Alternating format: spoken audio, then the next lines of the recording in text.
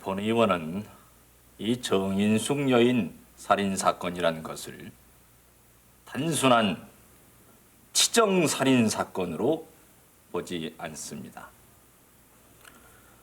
아무리 이 나라의 정보 정치가 철저하다 해도 민심이란 참 속일 수가 없는 것이올시다. 요즘 대학 축제 때 대학생들이 이런 노래를 부르고 있는 것을 제가 들었습니다. 이게 뭔고 하면 눈물의 씨앗이라는 노래인데 대학생들이 이렇게 가사를 바꾸어서 부르고 있습니다. 아빠가 누구냐고 물으신다면 청와대의 미스터 정이라고 말하겠어요.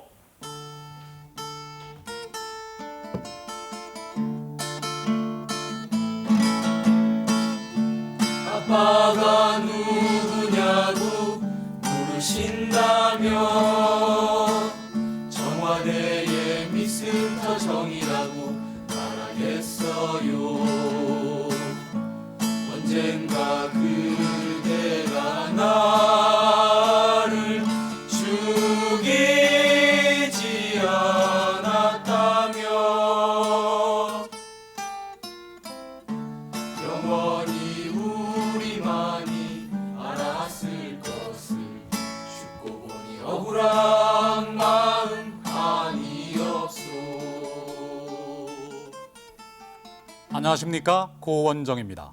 기억력이 좋으신 분들은 1970년을 풍미했던 이 노래를 기억하실 수도 있을 겁니다.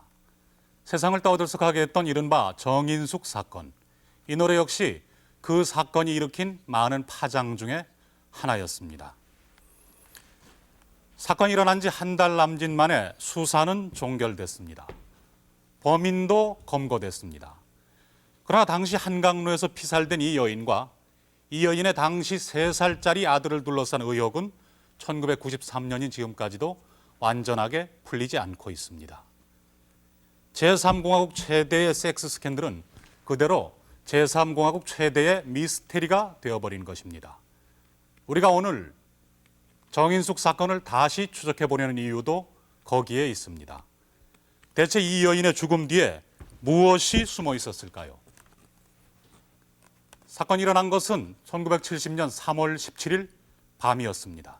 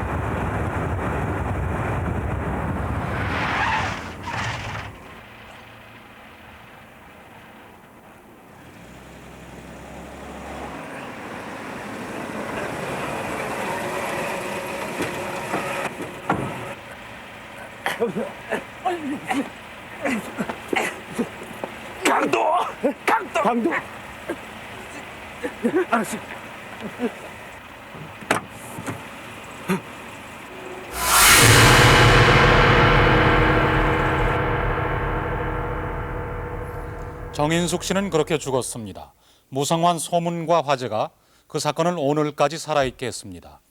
그러나 그 소문과 화제가 오히려 사건의 본질을 왜곡하거나 실종시켜버렸는지도 모릅니다. 할아버지 회갑 사진이니까 다른 인물들하고 같이 있기 때문에 현존하는 거고, 어머니 개인 사진은 제가 구할 수가 없죠. 정말 미인이시네. 아이, 감사합니다. 정인숙 씨가 남긴 아들, 사건 당시 3살이었던 그는 이제 26살의 청년이 되어 있습니다. 오랜 미국 생활을 정리하고 2년 전 한국에 돌아온 정성일 씨. 그의 소망이야말로 어머니의 제 모습을 찾아내고 그 죽음의 진상을 밝히는 일입니다. 그럼 지금 이게 저 정선 씨가 갖고 있는 유일한 어머니. 유일한 편입니다. 이거 흰점이에요. 전부 불태워버렸고, 이분이 저희 어머님이십니다. 여기 언제적 사진이죠? 저희 할아버지 할머니 회갑년으로 알고 있어요. 어머니는 그 남보다 뛰어난 그 어떤 재색을 가지고 계셨고, 그건 참 자랑스럽게 생각하는 점이고, 그게 결국엔 이런 운명을 만들었을지 모르겠지만, 또 어머님이 남다르게 그 어떤 학업이나 이런 우수한 학생이었다는 거, 그리고 남다른 운명을 갖고 태어나셔서 그 정치하고 관계됐었다는 그런 3가지가 남다르고 이런 비참한 운명을 만드셨을 뿐이지, 그 외의 삶은 어떤 다른 여성하고 생각을 해도 다른 삶이 아니라고 생각합니다. 정성일 씨가 자라면서 알게 된 가장 무서운 사실. 그것은 사건 당시 어머니의 차를 운전했던 외삼촌이 바로 그 어머니를 죽인 살인범으로 복역하고 있다는 사실이었습니다. 범인이 누구라고 생각하세요? 삼촌이 범인이라고 생각하십니까? 절대로 삼촌일 수는 없습니다. 그분의 그 사후 행적 때문에 저는 그 굉장히 감정이 상해 있지만, 이거는 그거하고는 전혀 다른 문제라고 생각해요. 인륜상 어떠한 상황에서도 오빠가 동생을 시해한다는 그런 넌센스는 있을 수가 없다고 생각합니다. 그리고 절대로 한 번은 그것도 거기에 대해서는 의심을 해본 적이 없어요.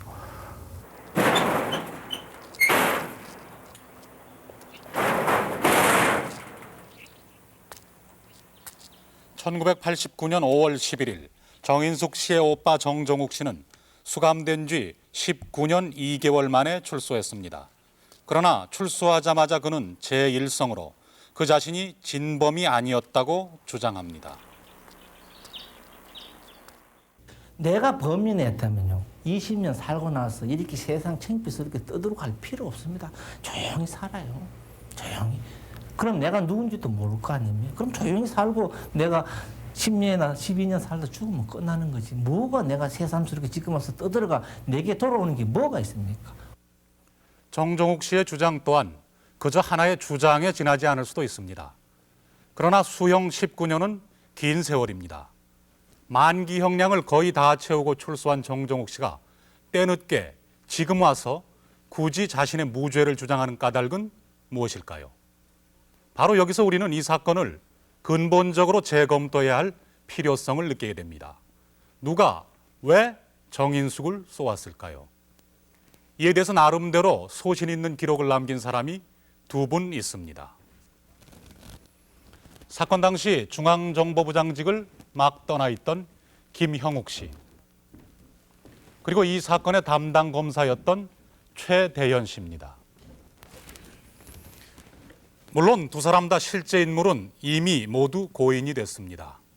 그러나 김형욱 씨는 그의 회고록으로, 최대현 씨는 그의 검찰 수사 결과로 자신들의 판단을 분명히 드러낸 바 있습니다. 생전에 이 사람들이 남긴 판단을 2분의 대역을 통해서 충분히 참고해보고자 합니다. 이 사건은 정치적으로 처리되었어. 범인은 명백해. 막강한 고위층, 최고 권력자. 그 양반이 틀림없어. 최고 권력자라니. 그럼 박정희 대통령을 지목하신단 말입니까? 누구라고 못 박아 말하지는 않겠소. 내가 이 사건을 직접 조사한 일이 없었으니까. 하지만 이거야말로 뻔한 사건 아니겠소? 당신도 잘 알 텐데. 터무니없을 뿐더러 위험한 생각이십니다. 난 이 사건을 직접 수사하고 용의자 신문도 한 사람입니다. 정인숙의 오빠 정종욱이 범인이라는 건 움직일 수 없는 사실입니다. 그의 단독 범행이 분명합니다.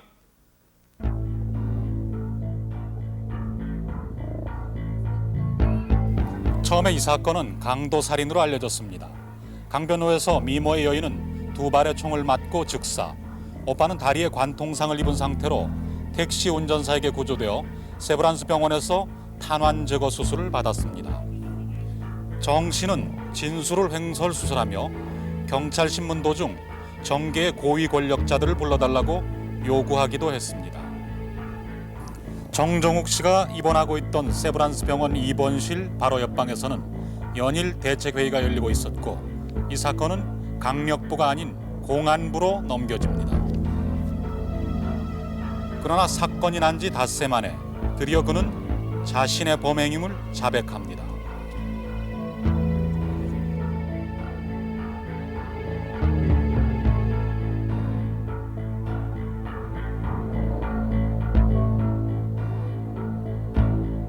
정종욱 씨는 법정에서 그의 범죄를 시인했습니다.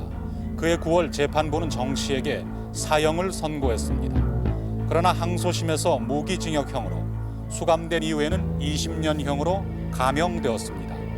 그리고 이제 그는 그가 총을 쏘았다는 사실을 부인합니다.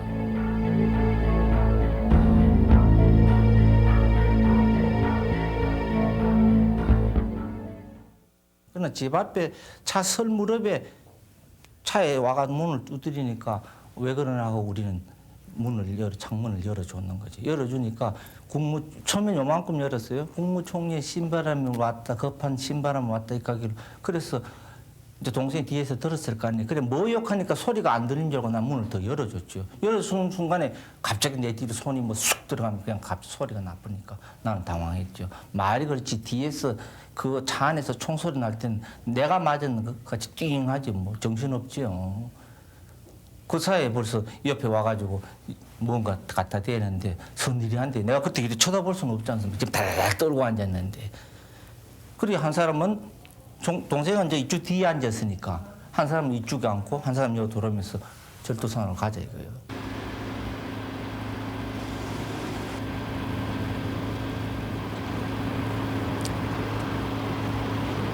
니 와 그러노? 무슨 기분 나쁜 일이라도 있었나? 아니다 오빠.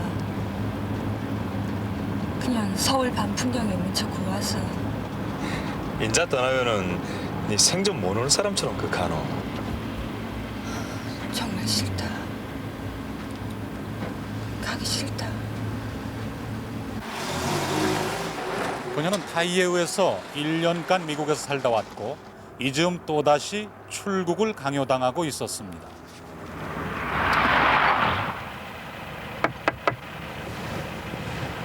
급한 일이 있다고 저희를 직접 보내셨습니다.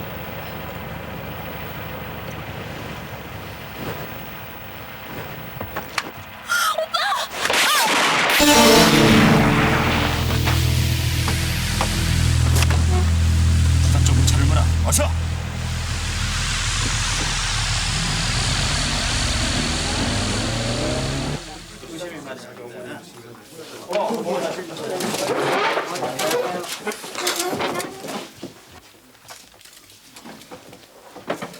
그럼 수사 결과를 발표하겠습니다. 1. 범인 정종욱은 인숙양을 차에 태우고 가다가 서교동 391번지 앞에서 인숙양의 가슴과 머리에 두 발의 권총을 발사하여 살해하였다. 2. 범인 정종욱은 누이의 살해 후 자신도 자살하려고 하였으나 곧 심경의 변화를 일으켰다. 이후 당인이 발전소 쪽으로 차를 몰아 자신의 다리에 총을 쏴 관통상을 입히고 누이 동생의 롤렉스 팔목시계와 다이아 반지를 은닉하여 강도를 당한 것처럼 사건을 위장하였다. 3. 정종욱은 누이 정인숙을 평소 아꼈으나 서울에 온 뒤부터 행실이 나빠져 남자 관계가 복잡하고 점점 방탕한 생활에 도가 심해져 가문을 위해 동생을 죽이기로 결심하였다. 이상입니다.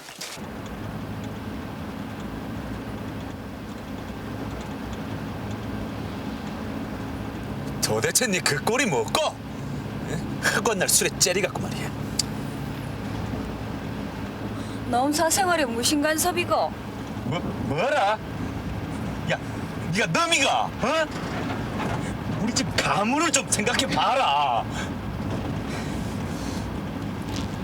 오빠나 정신 차리소. 직업도 없는 주제. 자, TV나 받으소.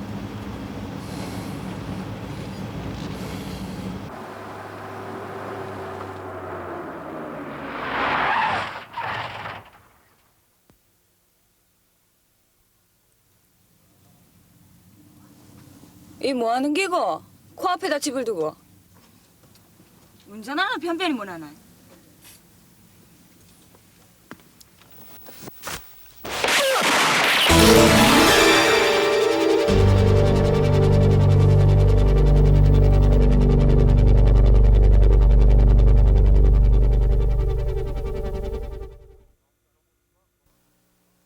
정종욱 씨와 검찰 측 양쪽의 주장에는 같은 점과 다른 점이 있습니다.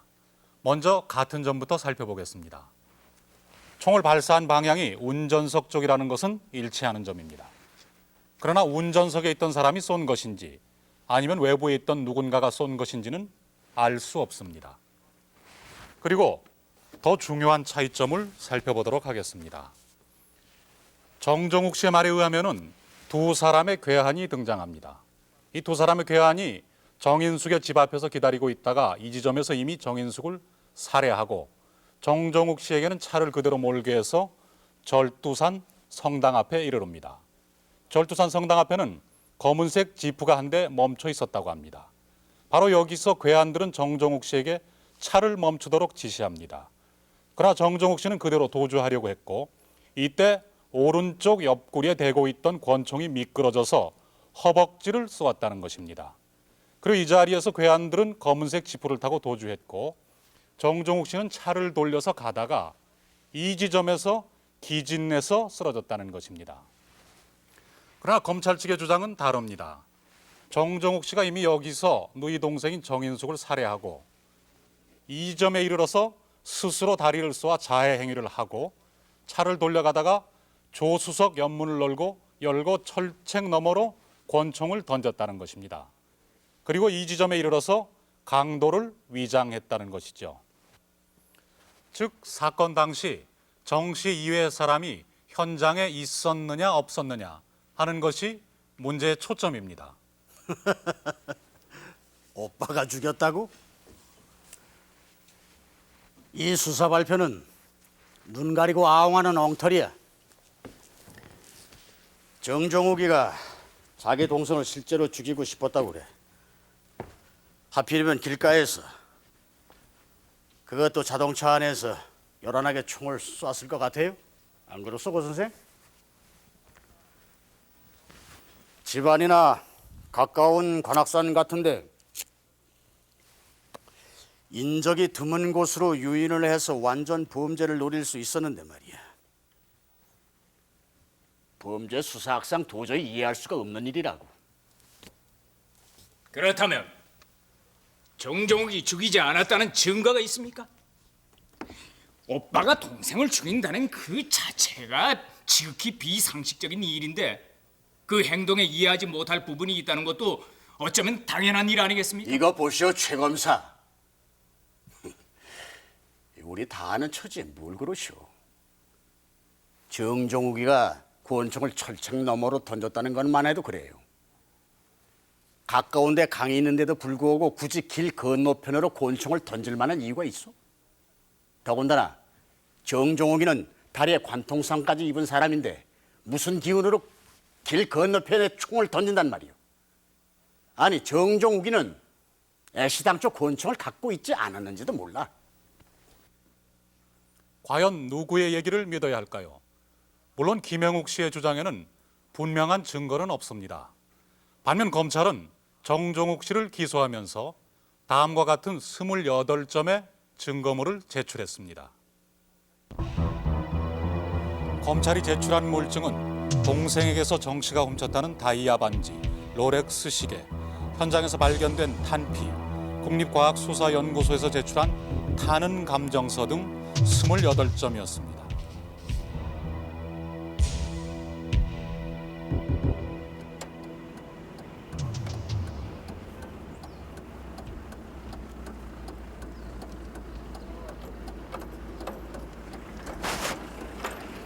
증거물 가운데서 정종욱 씨를 범인으로 단정하는데 가장 유력한 것은 화약흔 반응이었습니다.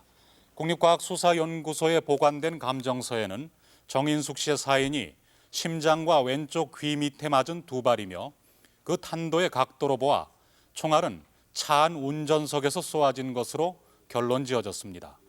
그리고 그 운전석 시트와 정 씨의 옷, 특히 오른쪽 옷소매에서 권총을 발사했을 때 나타나는 화약흔 반응이 짙게 나타난 것입니다. 상태로 그 총이 발견이 돼야지 되겠다 그런 생각이 드는 것 같아요. 총이 빨리 나와야지. 만 정확하게 좀 더 누가 범인지를 알 수가 있습니다. 무슨 그 총에서 발사된 건지 아닌지도 알 수 있고 무슨 총이 그때 총을 못 보았더니 그 후에 발견되는지 모르겠어요. 화약흔은 직접적인 증거가 될 수 없습니다. 권총이 나와야만 정 씨가 총을 쏘았다는 사실을 입증할 수 있는 것입니다. 그러나 수사당국의 계속된 수색에도 불구하고 권총은 끝내 어디서도 발견되지 않았습니다.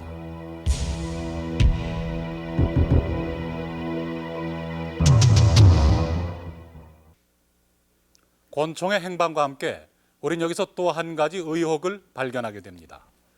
검찰은 정종욱 씨가 바로 이 운전석에 앉아서 자신의 다리에 총을 쏘아 자해 행위를 했다고 발표했습니다. 그 총알은 이렇게 차체 외부에서도 보이다시피 운전석 옆문의 아래쪽을 뚫고 나왔습니다. 그런데 국립과학수사연구소의 타는 조사 결과에 따르면 그 총알은 위에서 아래로 45도 각도로 발사된 것이라고 합니다. 그 45도 각도에 맞춰서 자해를 하려면 정종욱 씨는 자신의 다리를 45도 각도 선상까지 치켜들고 총알을 쐈다는 얘기밖에 안 됩니다. 상당히 무리한 자세가 아닐 수 없습니다.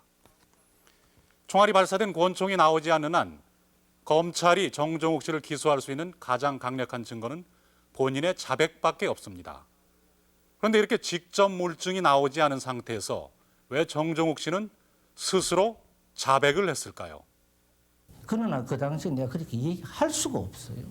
모든 것은 자기들이 이렇게 완벽할 수 있는 쪽으로 협조를 안 해줄 수가 없는 입장에서 왜? 단 성인 아버지를 살려요. 성인 아버지가 살아물수록 우리가 조용해진다는 거예요. 내가 죽었다면 모든 문제는 간단히 해결되겠죠. 근데 내가 살아 있은 한은 성인 아버지를 보호해 줘야 돼요.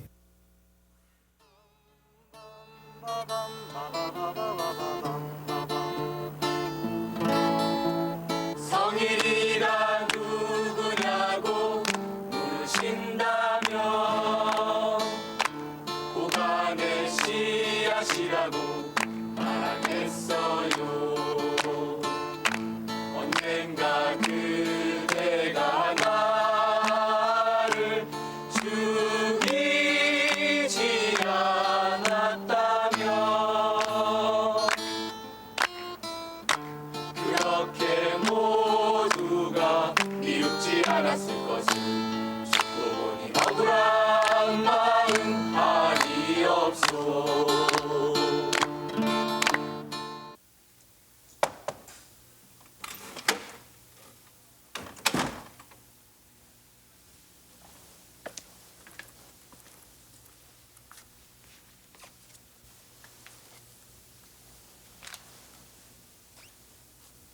김 실장.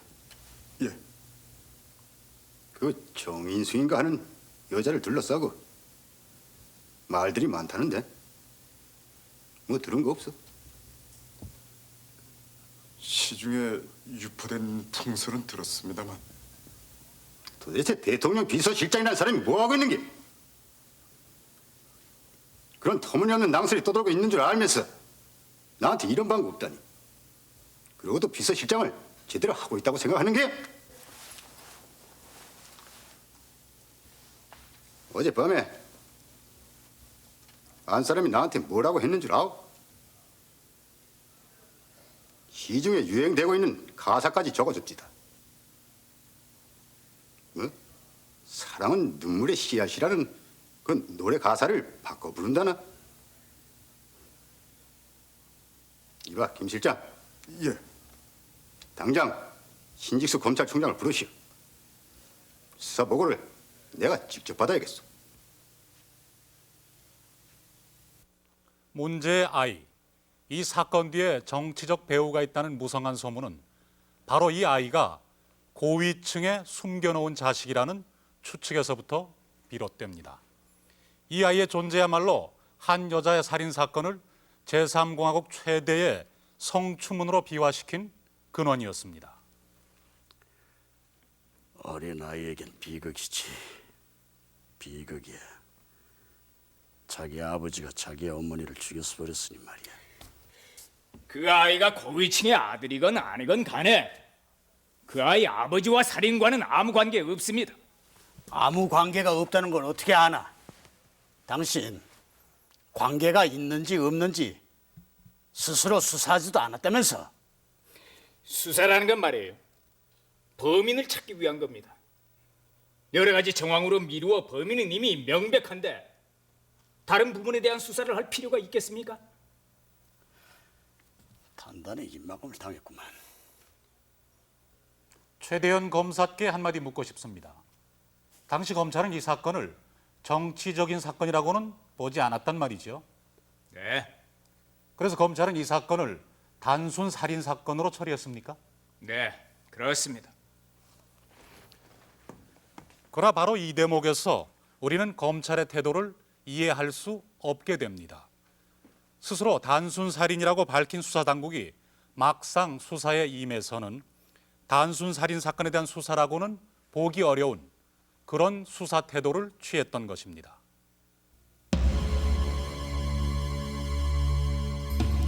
현장 감식도 없이 2시간 만에 사건 현장이 치워졌고 처음에는 피해자일 뿐이었던 정종욱 씨에게 가족 면회까지 통제됐으며 강력부 소관인 살인 사건에 국가안보에 관련된 사건을 맡아야 할 공안부 검사가 나섰습니다.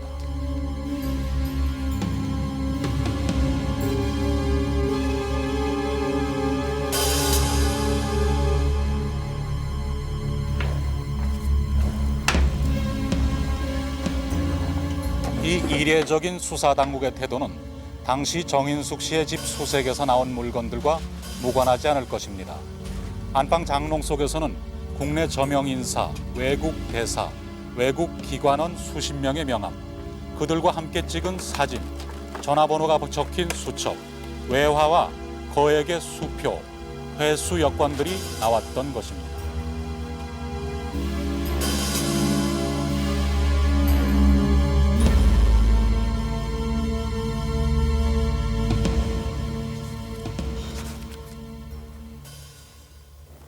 아니 이거 회수 여권 아니야? 외국 나가기가 하늘의 별 따기인데 왕복 여권이라니. 도대체 이 여자 정체가 뭐야? 아니 자네 왜 그러고 있어? 아니 도대체 뭔데 그래? 우와, 대한민국 직원들은 분들의 명단이 쫙 나와 있네.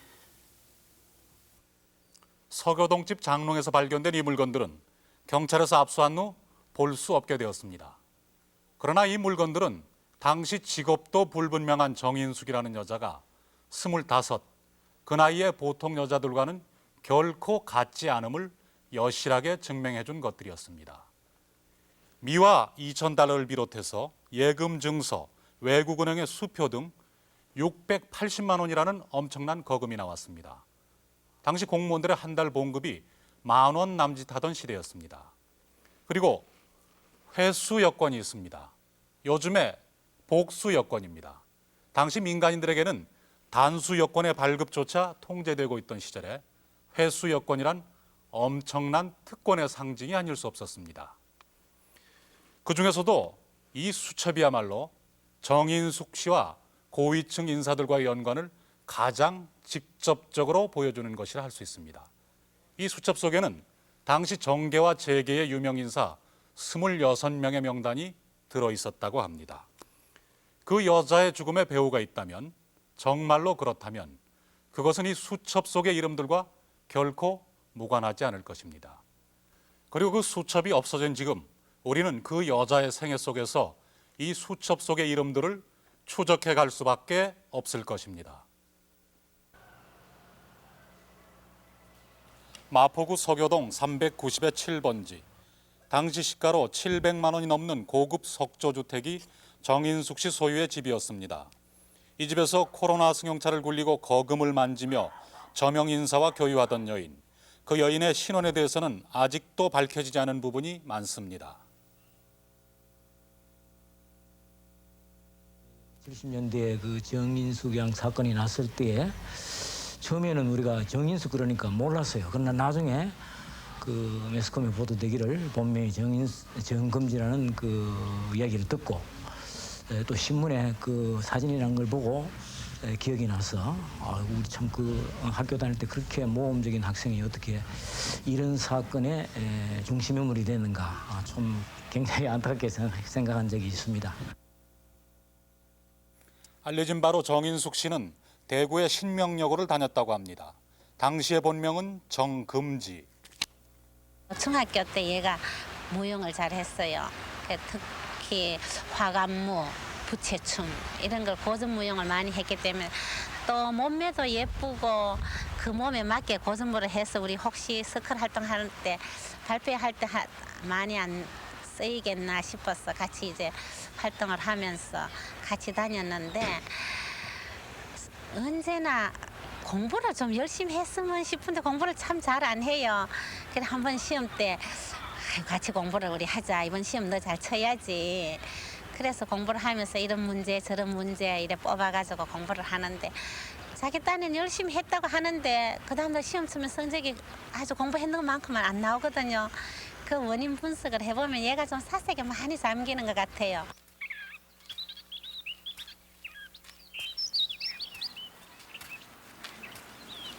헬스가 고향 떠나는 장면이지. 실은 내도 울었다. 참말로 불쌍해. 불쌍히는 사랑하는 사람을 와 떠나보내노. 그게 어디 떠나보낸 기고 버림받은 기지. 와 버림받노 바보처럼. 사랑은 빼앗는 걸 안 했구나. 이사 금지 니는 자신만만해도 될 끼다. 네가 부럽다.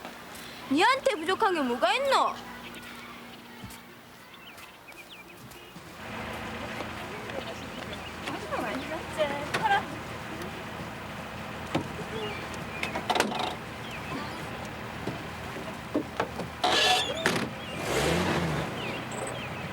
정금지는 대구시 부시장 댁 5남 1녀 중 막내딸이었습니다. 유족한 환경에서 자라난 단정한 여학생이었다고 전합니다.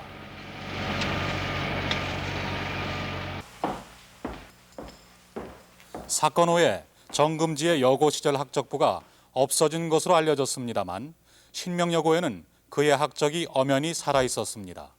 1963년 졸업생, 당시의 교사들은 온순하고 착실했던 그리고 어학 실력이 뛰어났던 모범생으로 정금지의 모습을 기억하고 있었습니다.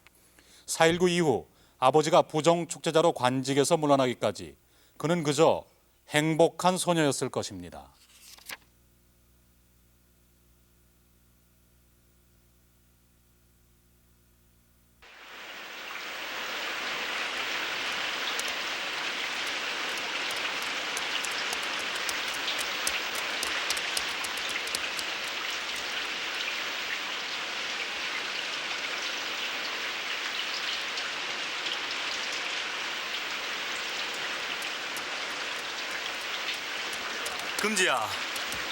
금지야, 우산 받아라. 모처럼 휴가인데 오빠 뭐 하려고 나한테 왔노? 이 노란 우산 니한테 어울릴 거다. 그러고 네가 원하던 빨간 장화대 이쁘지? 역시 장화 임자는 네 거는가. 자, 신어봐라. 신어봐라.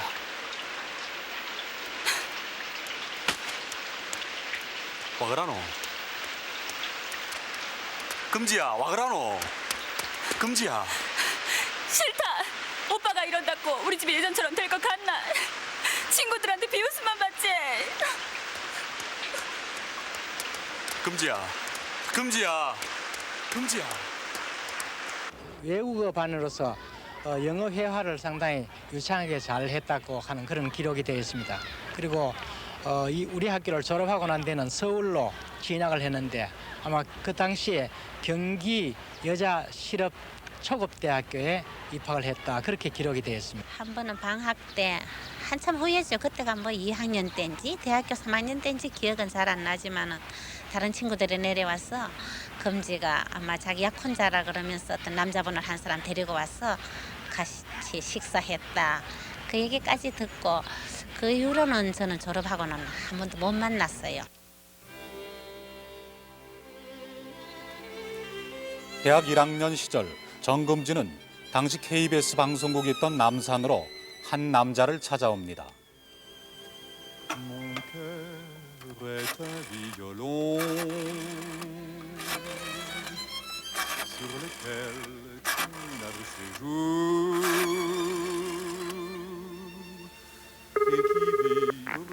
여보세요? 네, 작가실이죠? 장사공 선생님 좀 부탁드릴게요. 하늘에 쓸쓸히 빛나는 저 별들도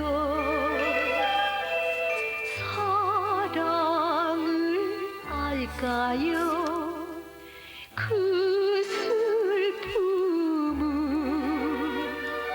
당시 KBS 라디오 방송국의 인기 절정 드라마 태양은 눕지 않는다의 작가 장사공. 정금지는 처음 그의 팬으로서 그에게 왔습니다. 소리에 몰래 흐느끼는 당신의 가슴에서 나는 잠들겠어.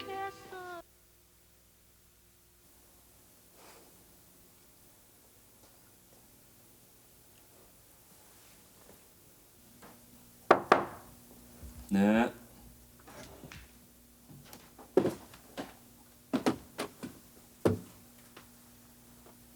선생님, 아니 금지가 어떻게 왔어? 저 이렇게 세워두실 거예요? 이리 앉아.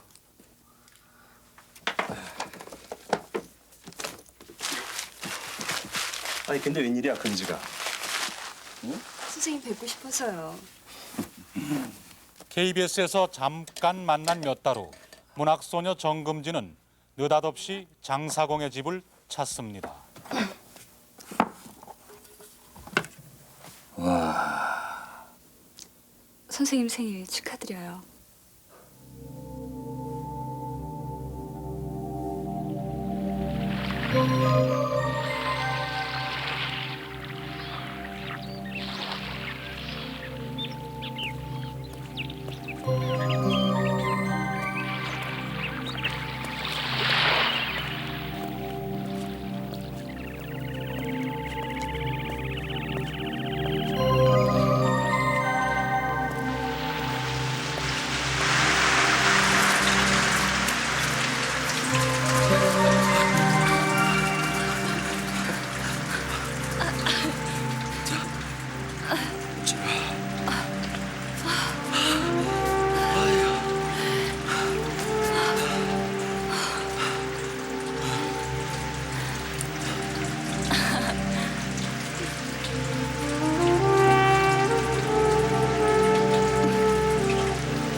정말 금지는 수수께끼야.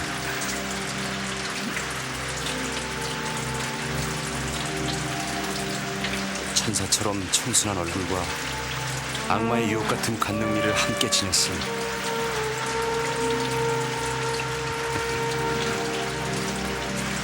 어느 쪽이 마음에 있어요? 때에 따라서겠지.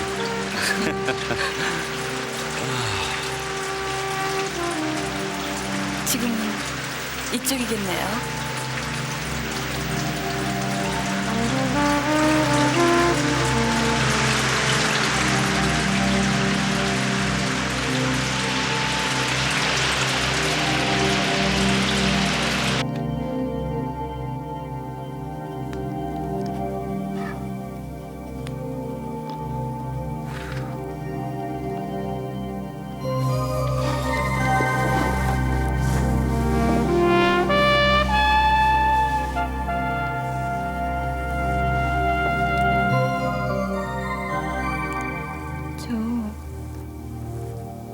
부탁이 있어요.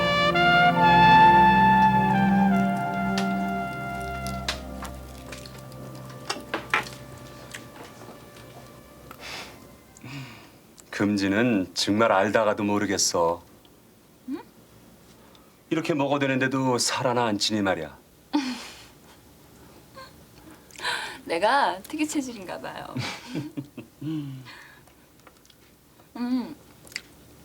우리 야외로 놀러 가면 안 돼요? 글은 언제 쓰고.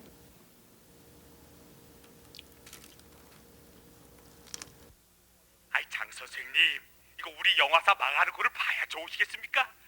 원고를 넘겨주셔야 참...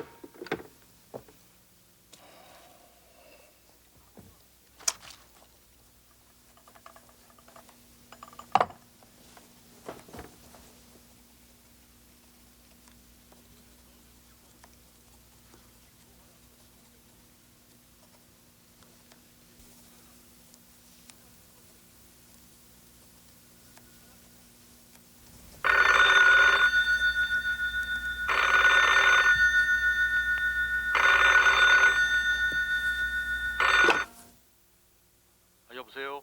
장 선생님이세요? 저 방송부장입니다. 내일이 방송인데 원고 넘겨주셔야죠. 여보세요? 장 선생님, 듣고 계세요? 여보세요? 여보세요?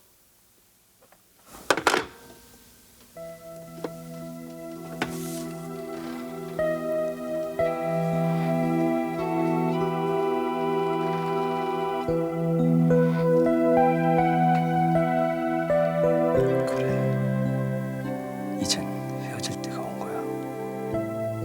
넌 귀여운 악마야. 그러나 난 널 영원히 천사라고 부르마.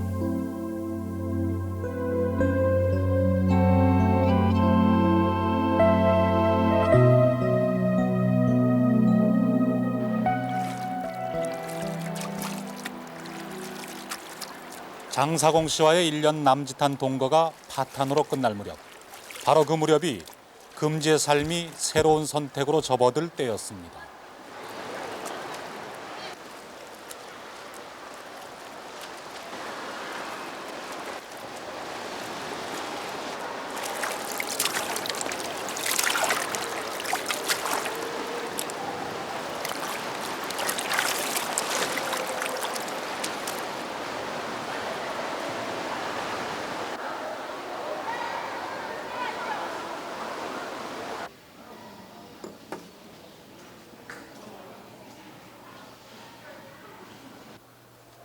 잠깐 앉아도 될까요?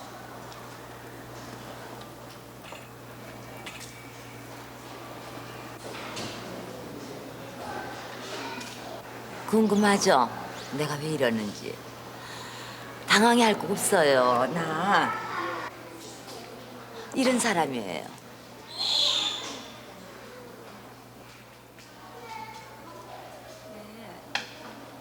근데 무슨 일로? 그때 이제 우리나라 그 당시만 해도 외국의 원수 정상회담 오면 원수들이 오면은 그 오는 수행원들을 안내하고 파티에도 안내를 해주고 그런 사람이 있는데 우리나라 그 당시에는 그런 요원이 확보가 안 돼 있었기 때문에 각 그 여자 대학에서 영어과나 불어과나 일어과에서 이제 좀 공부를 하고 예쁜 학생들을 데려다가 아르바이트로 이제 씁니다.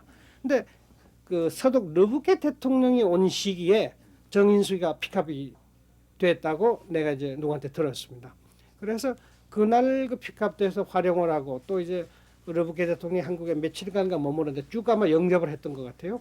그러다가 그것이 그 정인숙이를 픽업해온 그 당시 외무부 의전실에 있는 정모라는 그 고위 공무원 눈에 들어가지고 그 공무원이 윗사람들한테 이야기를 해가지고 뭐 그 당시에 이모 뭐 장관이 걔를 귀여워했다 하는 소문이 이제 뭐 시작이 된 겁니다.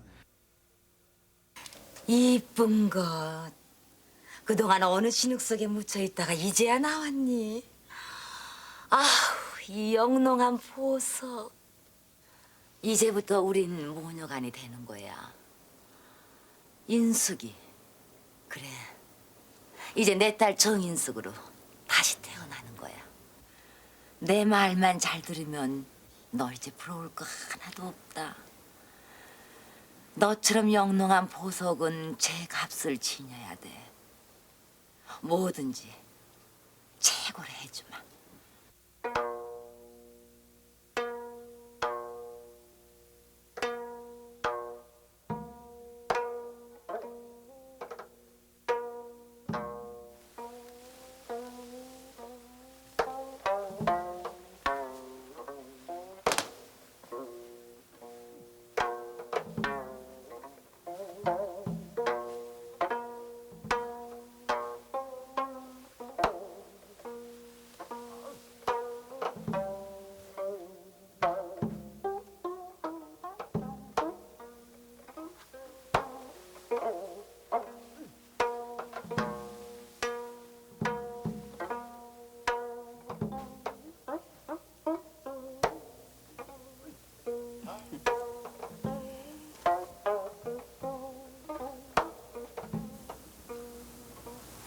가운데 아가씨가 누구예요? 한번 직접 물어보지 왜. 아가씨는 지금 몇 살이나 됐지? 19입니다. 그래? 아이, 쓸만한데요. 잘 봤어. 내가 뭐라 그래. 그래요, 고마워요.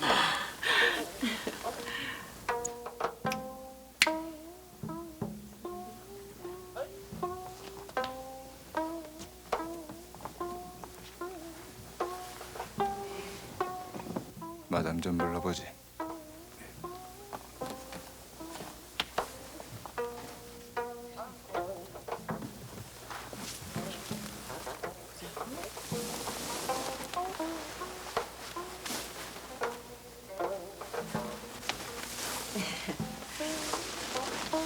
저 무슨 일? 가운데.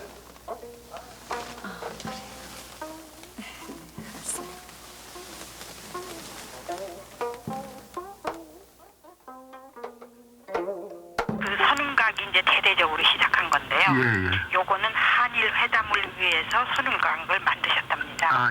근데 그때 그 김종는 서구식으로 그 회담 영빈관을 쳤고요. 이 할머니는 한식으로 한국식으로 했는데 그 한식이 더 유력해갖고 할머니가 한 게 그게 돼가지고 거기서 한일 회담을 했는데 처음 오픈 당시에는 그 당시에 이동원 씨 있죠, 외무장관. 그분이 오픈을 했고 그 신화외상이 올 때마다 거기서 묵으셨답니다. 선운각에서요. 그러니까 정인숙 씨도 거기에 있었고. 네. 그리고 그때는 정인숙 씨가 활동을 많이 할 때였다고요. 근데 이제 그러니까 정인숙 씨도 한일회담에 많이 참여를 했겠네요. 그러니까 그때 당시에 그게 장인숙이로 돼 있대요. 그러니까 장인숙이라는 이름으로 정인숙 씨가 한일회담 하는 그런 밀실 회의 장소에도 많이 들어갔었군요. 근데 그때는 그 선운각에 방이 7개가 별도가 있었답니다. 근데 거기는 이제 박정 따로 있었고 정글 방이 따로 있었고 김 방이 따로 있었고 그때 당시에 유명한 그 권력인들의 방이 다 따로따로 7개가 마련돼 있었답니다. 그러니까는 이때 당시를 치자면은 그 정인숙 씨가 이 7개 방을 왔다 갔다 한 게 된대요.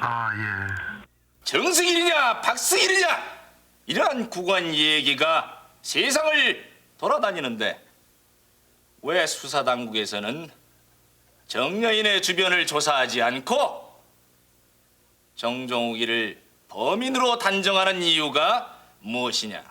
여기에 대해서 의심을 갖지 않을 수 없습니다.